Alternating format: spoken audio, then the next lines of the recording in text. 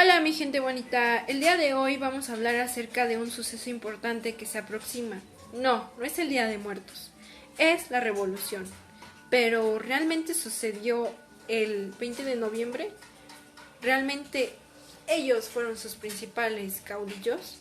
No lo sabremos. Para eso debemos estudiar la historia. Acompáñame a ver el siguiente video. Espero que te guste y le des un hermoso like. Gracias. Principales caudillos de la Revolución Mexicana. Sacrificio de los hermanos Cerdán. Sí, los hermanos Cerdán. 18 de noviembre de 1910. En vísperas de la Revolución Mexicana, la familia Cerdán de Puebla participó activamente en labores de propaganda política en apoyo del candidato antirreaccionalista don Francisco I. Madero, uno de los caudillos de quien hablaremos más tarde. Después del fraude electoral de 1910, decidieron unirse a la revolución que fue convocada por medio del Plan de San Luis. La policía de la ciudad de Puebla se enteró que existía un arsenal clandestino en el domicilio ubicado en la antigua calle de Santa Clara, número 4, casa de la familia Cerdán.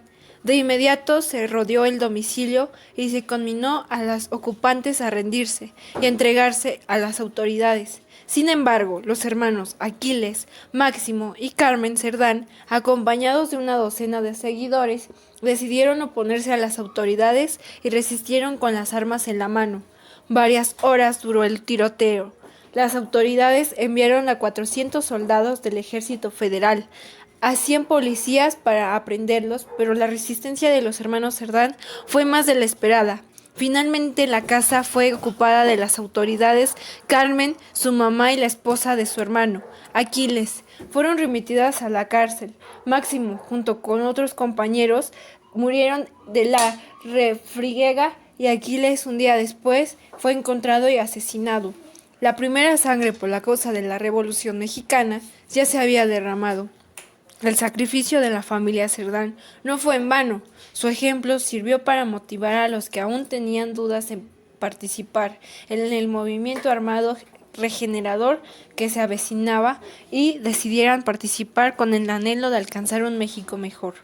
De ahí fue Francisco I. Madero. Este político de carrera nació rodeado de las comunidades características de la clase alta. Apenas tenía 3 años cuando Porfirio Díaz llegó al poder, así que vivió toda su vida observando los abusos de los políticos porfiristas.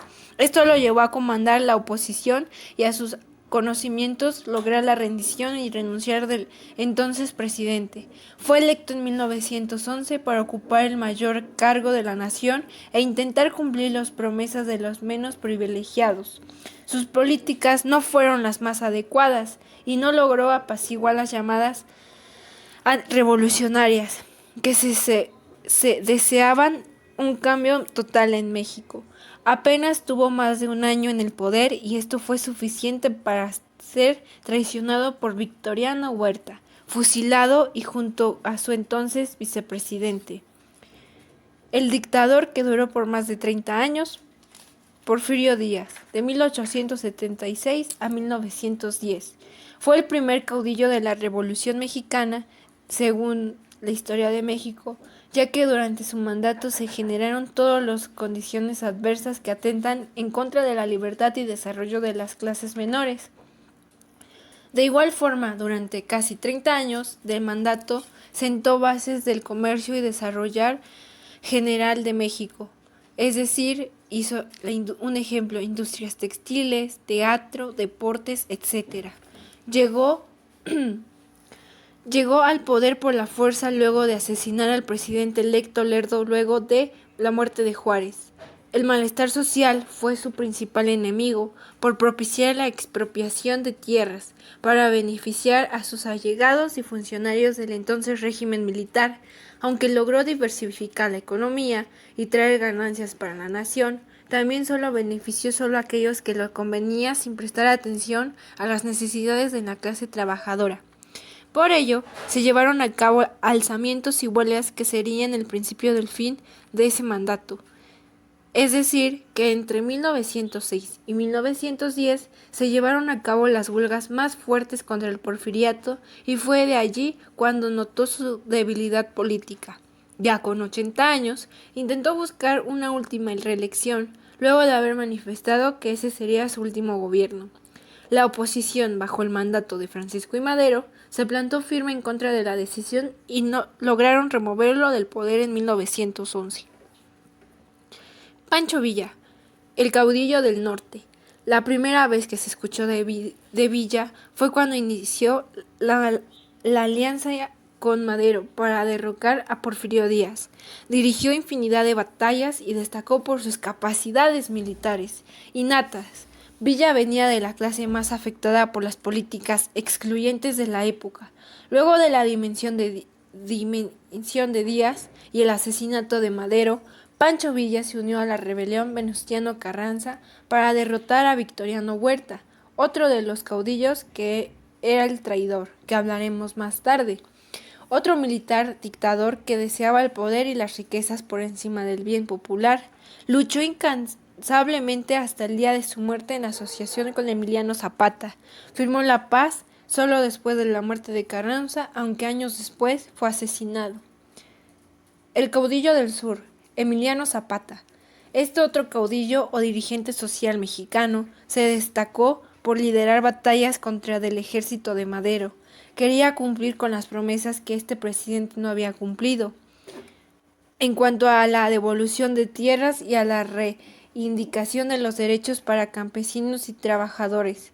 Durante 1913 formó un equipo con Pancho Villa para acabar con las desigualdades mediante la fuerza, a pesar de haber logrado sacar del poder a Madero. Quien lo sucedió fue Victoriano Huerta, con una dictadura militar más profunda.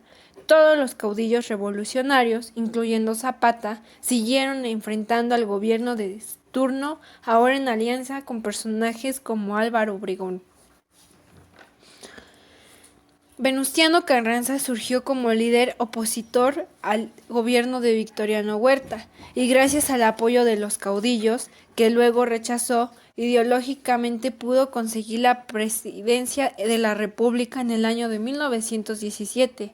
Su mandato llegó con una nueva construcción y cambios radicales en cuanto a tendencia de las tierras. Sin embargo, no atendió las desigualdades sociales que mantienen en pie lucha a caudillos como Zapata y Villa. Carranza no pudo disfrazar demasiado tiempo de sus políticas y posiciones de poder, ya que Álvaro Obregón, que también había sido su aliado, terminó traicionando cualquier reservo y mandó a preservar de vida a Venustiano Carranza en el año de 1920, en Puebla, Jicotepec, supuestamente. Su cuerpo fue extraído a la Ciudad de México. Victoriano Huerta, el traidor.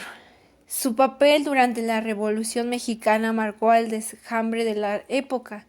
Comenzó su carrera militar a muy temprana edad, aunque era muy extraño, pues ver a alguien de su procedencia indígena en altos cargos militares. Gracias al descontento de la gente, luego de una dictadura de 30 años y de un posterior fracaso con Madero, logró llegar al poder usando la fuerza y la traición. Colocó en lugares estratégicos a aquellos generales que habían luchado a su lado para sostener su dictadura por más de un año.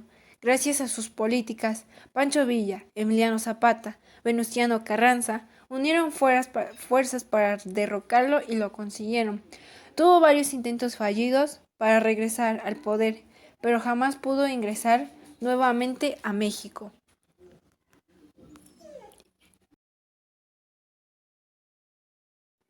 Muy bien, mi gente bonita, y esto fue el video. Espero les haya gustado sobre los caudillos de la revolución. No olviden darle la manita arriba y suscribirse. Espero les haya servido mucho la información de verdad y nos vemos a la próxima.